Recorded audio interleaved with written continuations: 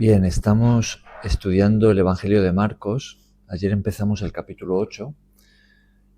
Entonces hoy vamos a continuar leyendo desde el versículo 11 hasta el versículo 21.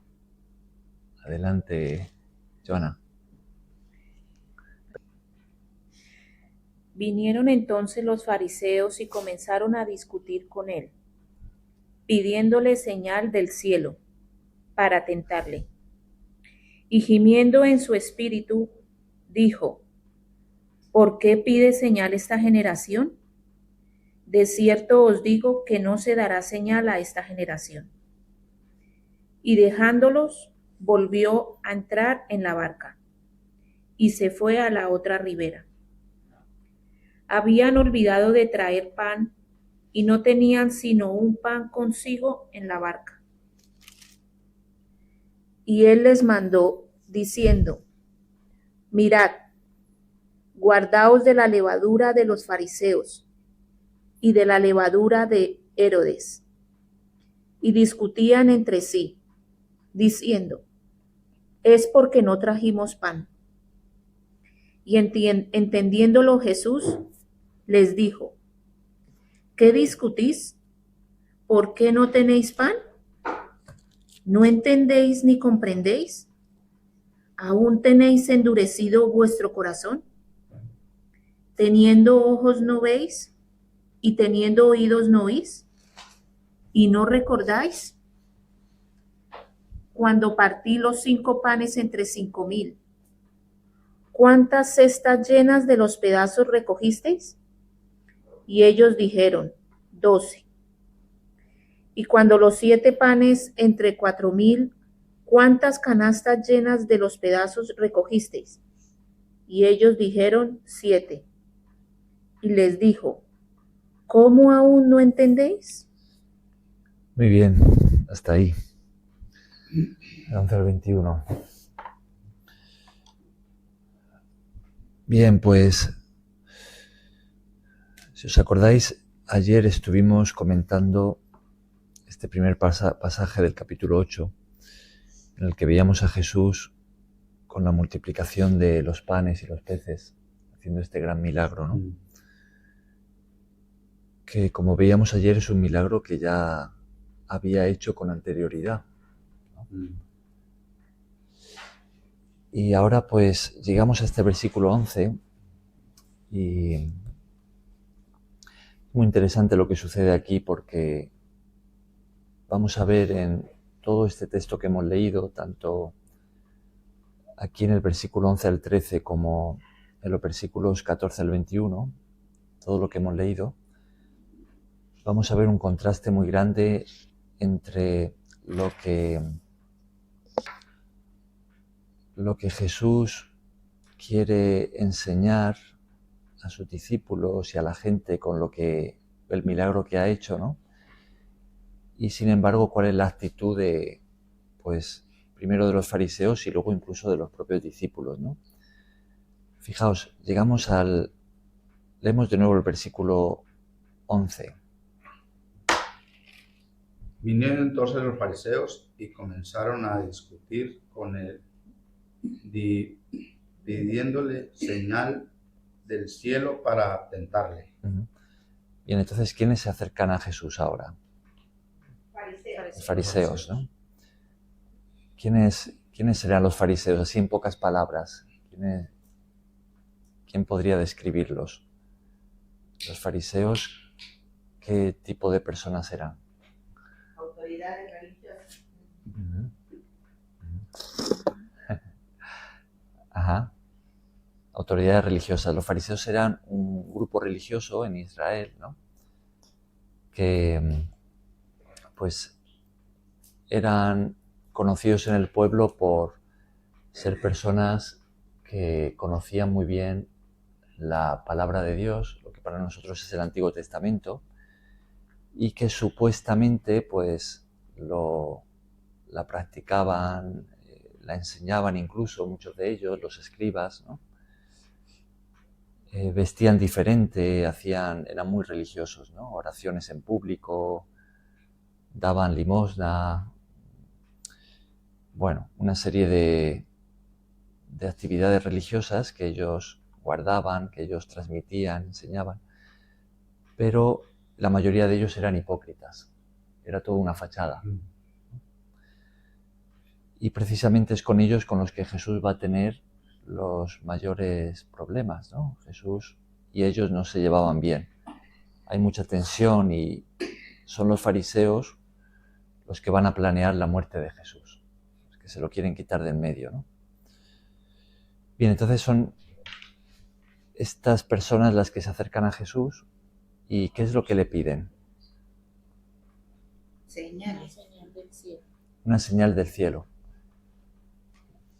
Cuando vemos eso, que le piden una señal del cielo, ¿qué es lo que le están pidiendo? Que haga algún milagro. Uh-huh. Eso de para tentarle Uh-huh. Es un punto importante. Uh-huh. Uh-huh. Bien, vemos que le piden señal del cielo y con eso lo que le estaban pidiendo, como habéis dicho, ¿no? Un milagro, ¿no? Esto de señal es algo que demuestre que Él viene de parte de Dios. Jesús ya se había hecho muy famoso y la gente hablaba, ¿no? Y muchos en el pueblo pues lo reconocían como alguien que sí, que Dios había enviado. Algunos creían que Él pues era un profeta, otros estaban creyendo que Él era el Mesías, ¿no? El Hijo de Dios, entre ellos pues sus discípulos, ¿no? Y las señales, o sea, los milagros que Él hacía pues no pasaban desapercibidos. O sea, la gente comentaba, ¿no? Que Jesús sanaba a los enfermos. Había muchos testimonios de personas que habían sido sanadas. Buenas. Y todo lo demás, ¿no? Recientemente, como decíamos, había hecho este gran milagro de dar de comer a una multitud con tan solo unos pocos panes y peces, ¿no? O sea que Sin embargo, vemos que los fariseos vienen a pedirle que haga algo milagroso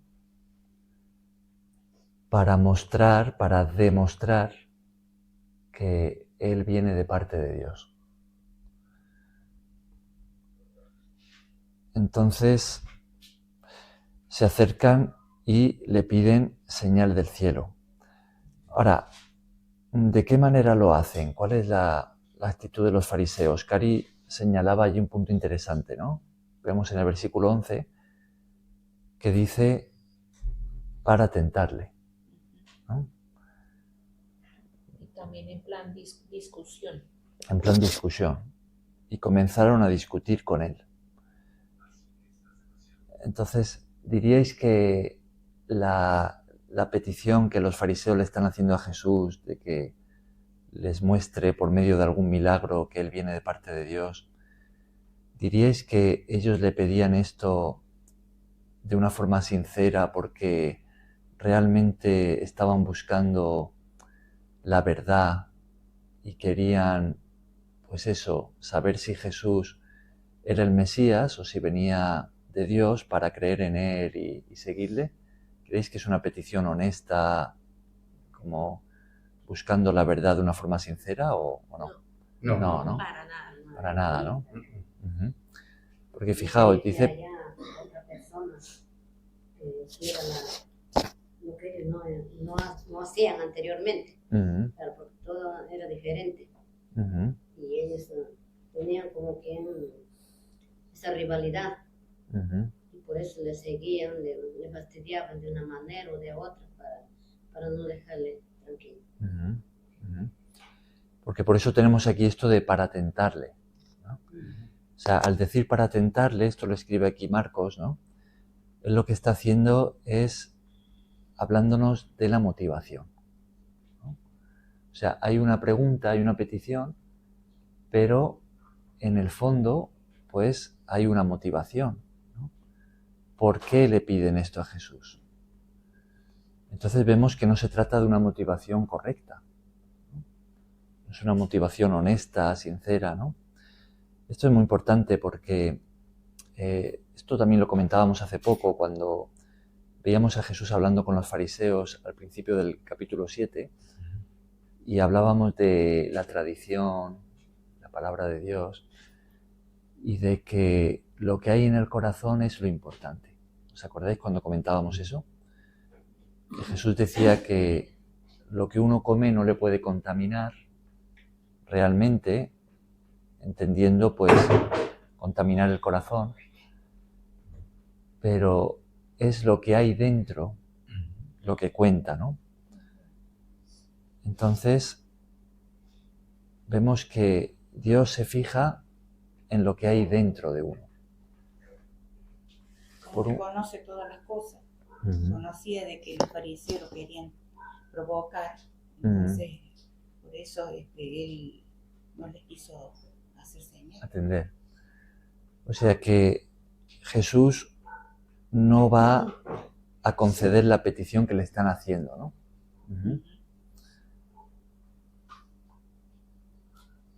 Fijaos que en el versículo siguiente dice, y gimiendo en su espíritu. ¿Qué significa esto? ¿Qué estaba experimentando Jesús para gemir en su espíritu? ¿Tristeza? Desilusión. De que aún pidan. Después de todo eso. De que aún pidan, ¿por qué? Después de todo lo que habían visto. Después de todo lo que habían visto, ahí está el punto, ¿no? Después de todo lo que ya habían visto y oído, Los corazones tan duros, tan contrarios a... Porque algo que hemos ido aprendiendo en este Evangelio de Marcos es que la fama de Jesús se había extendido mucho. Miles salían a buscar a Jesús, y entre ellos los fariseos también. Los fariseos acudían a Jesús porque habían escuchado de las cosas que él hacía. Entonces por eso acudían para ver, oye, ¿quién es este, no? ¿Quién es este hombre? Entonces ellos habían escuchado de muchas sanidades que Jesús había hecho, de muchas, podemos decir, señales que Jesús había dado, ¿no? Que demostraban quién es él, ¿no? Y no solo habían escuchado, sino que habían visto también. Pero con esa mala motivación para provocarle, ¿no? Y encima discutiendo con él, le piden que les muestre una señal. Entonces tenemos la reacción de Jesús, versículo 12, ¿no? Gimiendo en su espíritu, dijo, ¿qué pregunta hace ahí Jesús? Pregunta retórica. ¿Por qué pide señal esta generación? ¿Por qué pide señal esta generación? ¿Podemos ver aquí tal vez frustración en Jesús? Falta de fe. Porque ya tanto que había hecho, cuando repartió los 3 panes y los 2 peces. Los 5 panes. Los 5 panes y los 2 peces y tantas cosas que había hecho y no tenían oídos para oír lo que él enseñaba ni ojos para ver. Y ya pidiéndole más señales. Eso era como para desacreditarlos, como esos fariseos eran para desacreditarlo a él delante de las multitudes para que no lo siguieran. En realidad estaban despreciando los milagros de Jesús, porque ellos lo que querían era un milagro mucho más ostentoso, ¿no? Por eso les piden una señal del cielo, que haga algo así extravagante el Señor. Y es lo que pasa a veces con la incredulidad. La incredulidad dice, bueno, yo puedo ver a Jesús haciendo milagros, pero milagros pequeños es como que no tiene mucho valor. Quiero algo estruendoso, algo grande, y eso quería esta gente, algo diferente. Aunque vieran lo que vieran, no iban a creer en él. Aunque vieran lo que vieran, no iban a creer en él. Sí, dices, aunque ¿no? vieran lo que vieran, no iban a creer en él, porque estaban ya por aniquilarlo. Entonces, podemos ver aquí que los fariseos no era realmente que les faltase el que Jesús hiciera señales milagrosas, que había hecho muchas, sino más bien que no querían creer. ¿Estamos de acuerdo en eso? Que los fariseos no querían creer. No se daban por vencidos, nada. Ajá. Pero si no querían creer, podemos preguntarnos por qué, ¿no? Que no querían aceptar. Porque eran gente malvada. Porque ellos eran como me imagino yo, ¿no? En ese tiempo ellos eran como el Papa hoy en día, ¿no? Que tienen un poder allí en la tierra, ¿no? Y ese como que peligraba su poder, como su posición, todo lo que sale del hombre. Veían una amenaza en Jesús. Una amenaza en eso. Ajá. Un poco por comodidad. Entonces sí. Un status quo, una cosa como estaba ya, todo dispuesto, ¿no? Entonces, si eso es así, podríamos decir, y también hablando de motivación, ¿no?, que para ellos sería más importante mantener su poder, su posición, el nivel que habían alcanzado, que conocer realmente la verdad, ¿no? ¿Podemos afirmar eso? Sí, Ajá. por eso no querían escuchar, no entendían, no querían entender, porque hablaban bien y veían todo, pero ellos no querían entender ni... Ajá. Bien, sí. La codicia los tenía, el poder de la codicia los tenía ciegos a estas personas.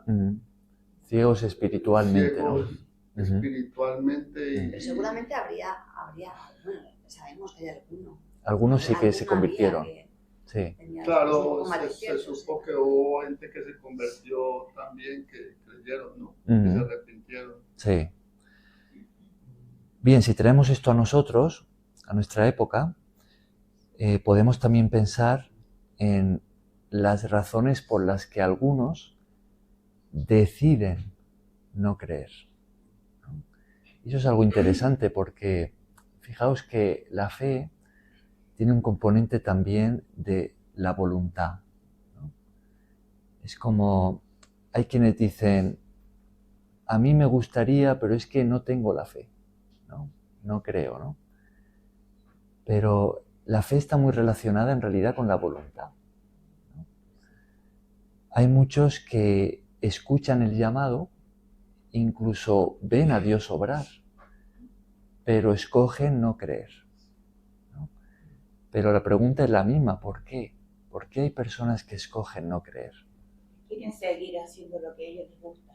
No se quieren someter a las normas y a los mandamientos que el Señor guía. ¿No se quieren someter a las normas o a los mandamientos? Ese nuevo gobierno que está presentando Jesús, ¿no? Prefieren ir a lo suyo o seguir en lo que era lo que le causaba a ellos. Ellos tenían mucha gente, o sea, mandaban a mucha gente y ese poder lo podían perder. Que la gente le respetaba, ¿no? La gente, cuidado que vienen los que saben. De manera hipócrita todavía hay veces, o hay algunos que todavía demandan o demandamos señales. Es como si no llegáramos a confiar plenamente en Dios, ¿no? Y aún le pedimos... Sí, Rosy. Hay una cosa que pasa. Ahora creemos por fe, por lo que nos cuenta la palabra, ¿cierto? Sí. La Biblia, es un libro. Pero en ese tiempo esa gente yo creo que tenía más pecado todavía. Claro. Porque ellos vieron los milagros, ellos vieron que él resucitó muertos, que sanó personas, que hizo hablar a los mudos, que escuchar a los sordos. Yo creo que esa gente tenía más pecado todavía. Porque ahora mucha gente dice, no, es que no existe, pero estamos creyendo en una palabra escrita, que él existió, que él hizo esto, que este libro no lo cuenta, pero ellos lo vieron y sin embargo estaban en contra de él. Ajá.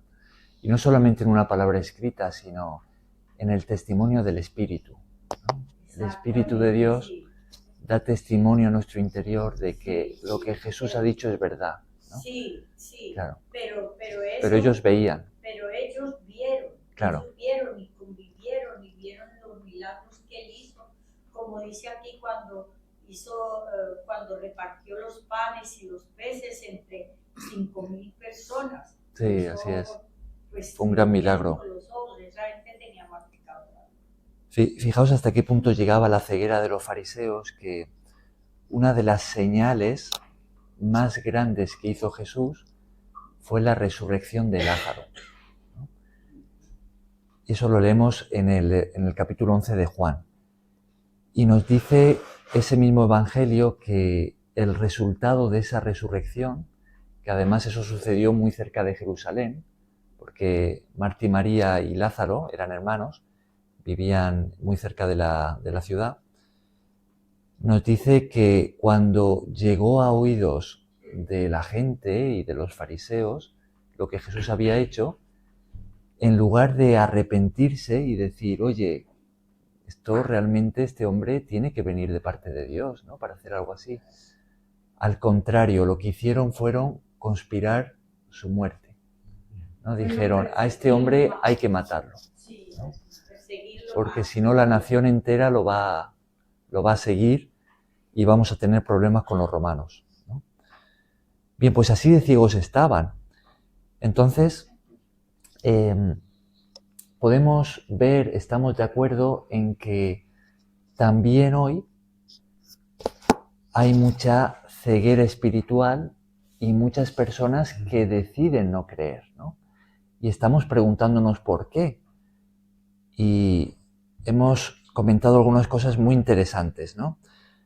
Algo que yo diría, a ver si estáis de acuerdo conmigo, es que muchas personas escogen no creer porque consciente o inconscientemente prefieren seguir siendo su propio Dios.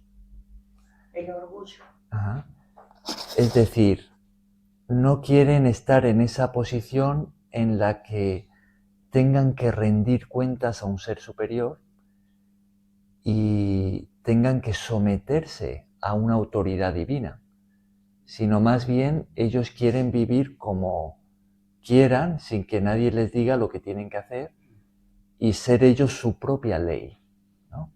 ¿Creéis que esta puede ser una razón principal por las que algunos escogen no creer? Sí. Uh-huh. Sí. Ajá. Más cómodo. Es más cómodo. Uh-huh. Desprecian el sacrificio de nuestro Señor en la cruz. Uh-huh. Claro. Desprecian ese sufrimiento por el que Él tuvo que pasar. Uh-huh. Así es. Fijaos. Hay gente que no creen en Él. Uh-huh. Ven como ahora la Semana Santa, ¿no? Ajá. Fuera, eso es un desprecio. No sé, algo que realmente no pasó con esto. Uh-huh. Lo ven así, ¿no? Mucha gente, otra. Uh-huh. Ajá.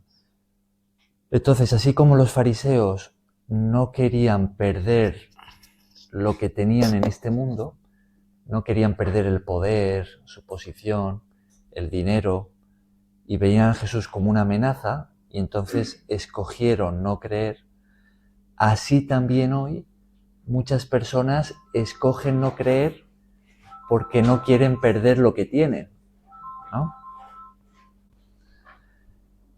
Entonces, vemos eso, ¿no? Que muchas personas valoran y dicen, bueno, creer en Jesús, aceptarlo como mi Señor, pues, ¿qué pérdida me va a traer eso?, ¿no? Y muchas veces vemos que el pecado, ¿no?, que uno tiene en su vida, que uno ama, ¿no?, pues no está dispuesto a dejarlo, ¿no? No está dispuesto a someterse a ese ser superior, a Jesús como Señor, ¿no? Entonces prefiere dejarlo fuera de su vida, ¿no? Uh-huh. Entonces, así como sucedía con los fariseos, también hoy este es el motivo por el que muchos escogen no creer. Ahora, ¿creéis que otro motivo también puede ser el mal ejemplo que han visto en aquellos que sí que creen? Uh-huh. ¿Creéis que hoy en día hay algunos que se alejan de Dios, que se alejan de la fe, porque han conocido a alguien que dice tener esa fe, dice ser cristiano, y sin embargo su forma de vivir, su estilo de vida, no concuerda con lo que Jesús enseña? Un mal testimonio. Un mal testimonio. Yo soy española. Soy española. Estoy cerca, he estado cerca toda la vida de gente del ámbito católico. Entonces eso en el ámbito católico sucede mucho. Porque aquí hemos tenido unos curas muy presentes, curas o lo que sea, todo. Entonces hay gente que cuando no le cuadra, si me entendéis, pues se aleja. A mí misma durante un tiempo me imagino que tampoco aunque me sentía atraída por Jesús, claro que sí. Sin embargo estuve ahí un tiempo hace ya. Sí. Ahora, ¿creéis cuando esto sucede, de que alguien pues se acerca a la iglesia, se acerca a Dios y ve ese mal testimonio de alguien que dice ser cristiano y sin embargo vive una vida hipócrita, ¿no? Y entonces la persona decide alejarse, ¿no? Y no creer, alejarse de la iglesia, alejarse de Cristo, no entregarse a Él? ¿Creéis que esta razón es justificada ante Dios? No.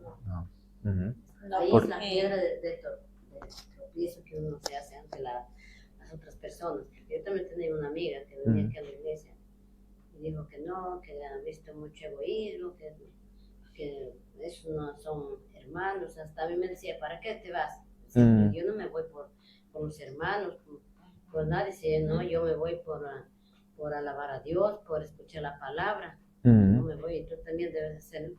Y al final como que iba así un poco llevando, y después ya ahora ya ni siquiera se lleva. Por ese motivo dijo que no quería venir. Gladys, ¿tú ibas a decir algo? Sí, algo parecido con lo que ella dice también. Entonces, uno no se aleja de la iglesia y uno dice, no, yo me alejo porque una hermana no me saludó o porque es que ese hermano hace cosas malas, entonces ¿para qué? O no, es que esa hermana mantiene leyendo la Biblia, pero está metida en otras cosas. Y lo que dice la hermana es verdad, o sea, nosotros no podemos decir, no, me alejo de la iglesia por fulano, no, uno se aleja por sí mismo porque su corazón no está como debería de estar. Y además que o sea, se aleja.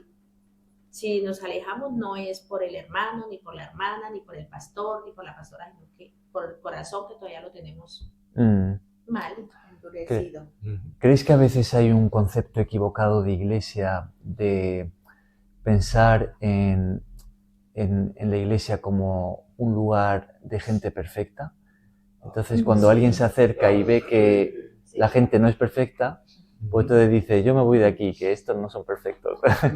Aunque no lo diga con esas palabras, ¿no? ¿Creéis que eso pasa a veces? Es que yo digo que ese es el punto clave, que la gente busca una iglesia perfecta, que solo te sirva y que todo el mundo... Que solo te sirva. Te sirva sirva. Sí. Sirva.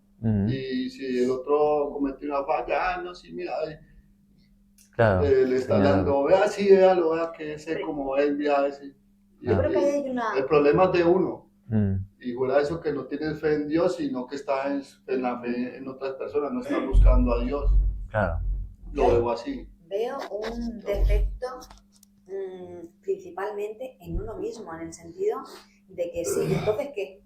O sea, quiero decir que hasta la lógica te lleva a que así no te puedes quedar, digo yo. Cuando uno se siente confrontado. A ver, vale, sí, ¿dónde voy? Como decía, claro, sí. ¿dónde iré? Vale, pero entonces, ¿qué? ¿Tú qué eres? Ya. No sé. Claro, es como alejarse de la iglesia por ver los errores de otros. ¿Y dónde vas? Pero claro, ¿a dónde vas a ir como alternativa? Claro. ¿Y acaso tú no tienes errores, no? Claro. Encuentras una perfección que eso no, perfecto es Dios. Como no encontrar... Nosotros no somos perfectos. Claro. No es que Jesús dice que no hay ninguno perfecto, no hay uno bueno, digamos. Claro. Ninguna profundidad, es como no reconocerte con profundidad en absoluto, tú mismo. Entonces, como la superficie de lo que sea, pero no hay otra superficie, pero que sea superficie. Entonces, como cristianos, cuando nos llamamos así, cristianos, discípulos de Jesús, cuando formamos parte de una iglesia de manera activa, ¿con quién es primeramente nuestro compromiso?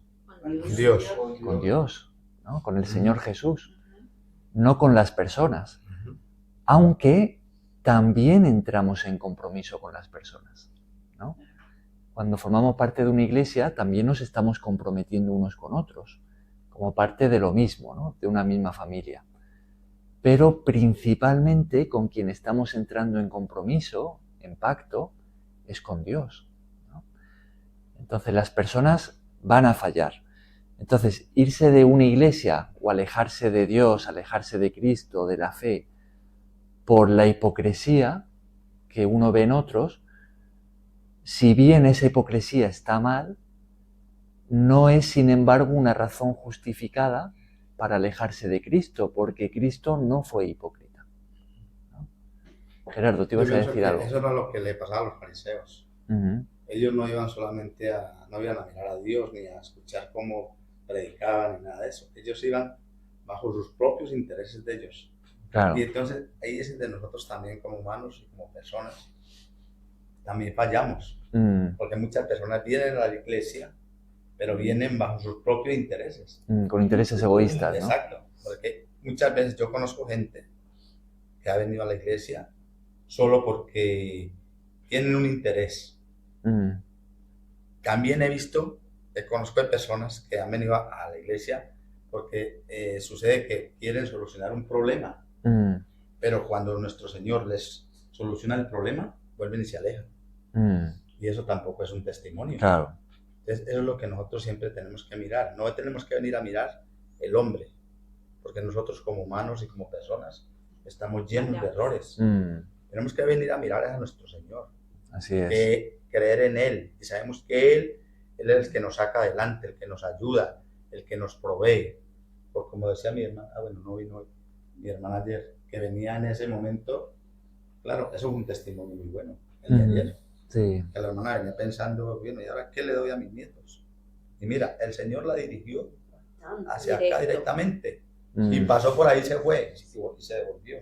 Sí. Entonces mira cómo el Señor siempre nos hace un llamado.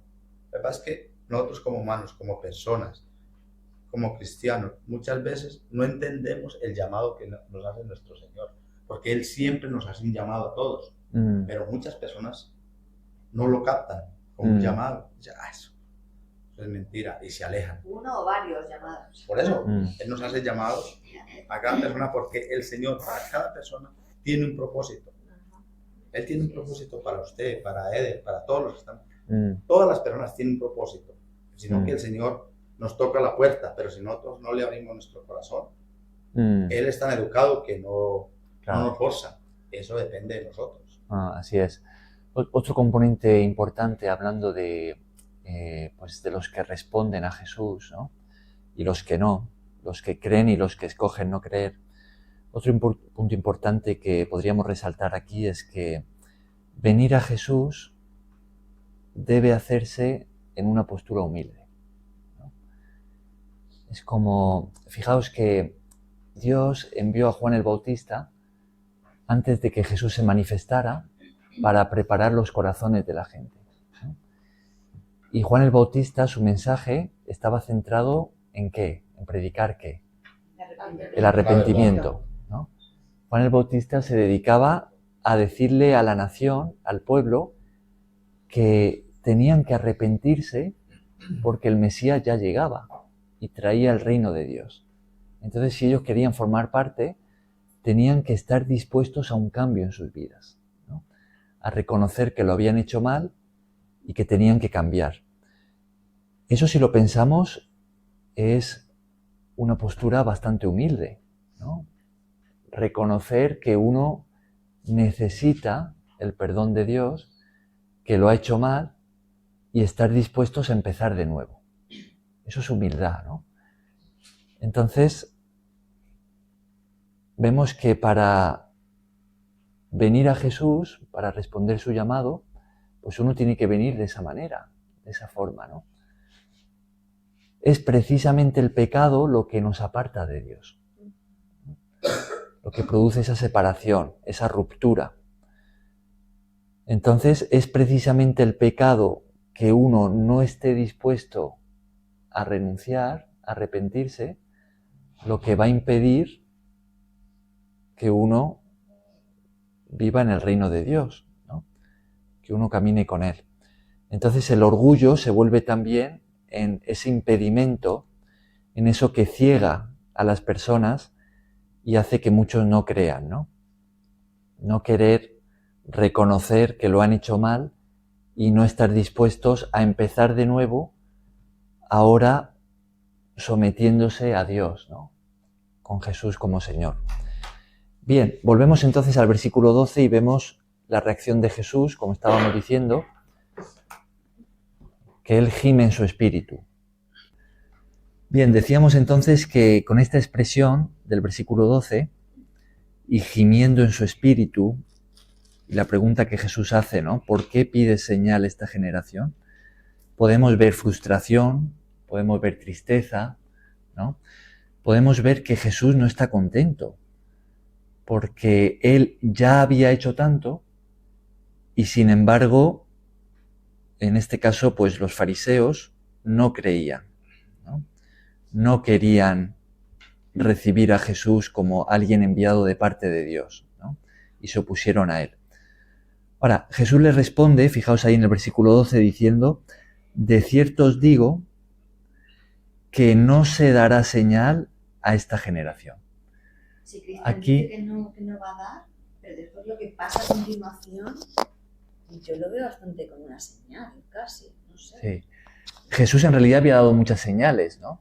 Pero está hablando de, yo creo que podemos entenderlo así, como de estas personas que están pidiéndole y no creen en Él, ¿no? Escogen no creer. Sin embargo, cuando vemos este relato en Mateo, el pasaje paralelo en Mateo 16, vemos que Jesús añade algo que Marcos no recoge. Dice, no se le va a dar señal a esta generación, excepto la señal del profeta Jonás. ¿No? ¿El profeta? Jonás. Ahora, ¿qué señal era esa? Pues la historia de Jonás nos dice que él pasó 3 días y 3 noches en el vientre del pez. Eso es lo que nos cuenta la historia de Jonás, ¿no?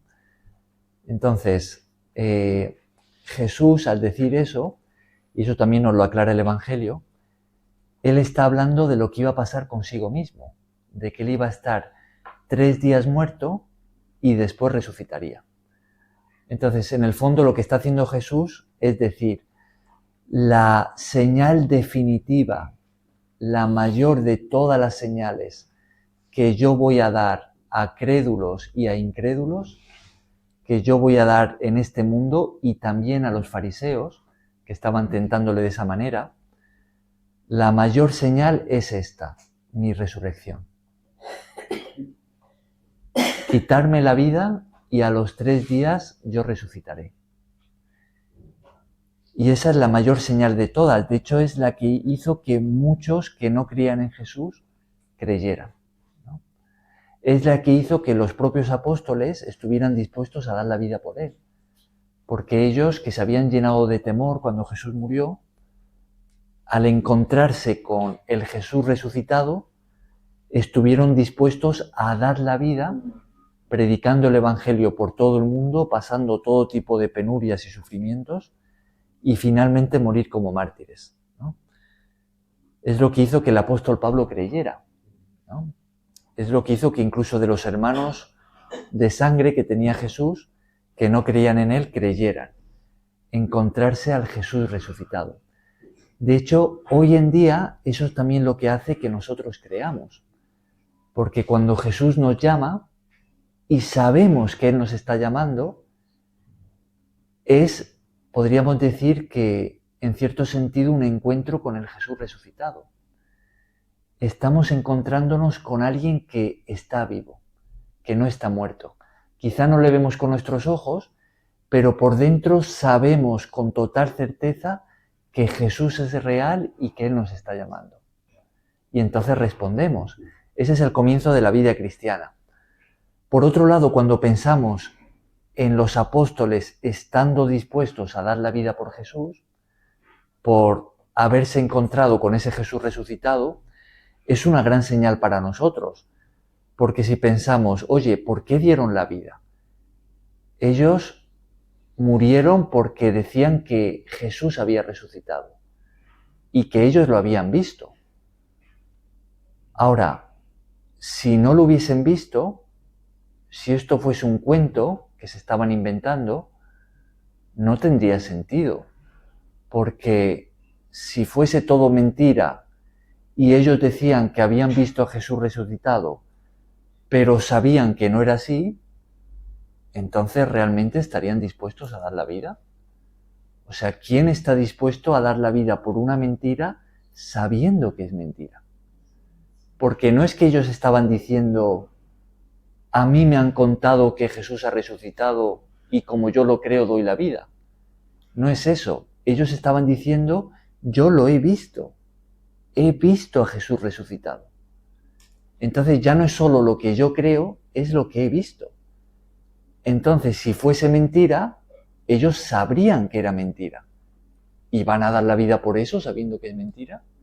Y no solamente una persona, sino tenemos ahí a todos los apóstoles y a muchos más testigos de la resurrección de Jesús que hicieron lo mismo. Entonces, esto es una señal, si lo pensamos, muy convincente. Es muy difícil de buscar una explicación alternativa a que los apóstoles dieran la vida como mártires, que no sea el hecho de que Jesús realmente resucitó y ellos se encontraron con él. Y eso cambió la historia.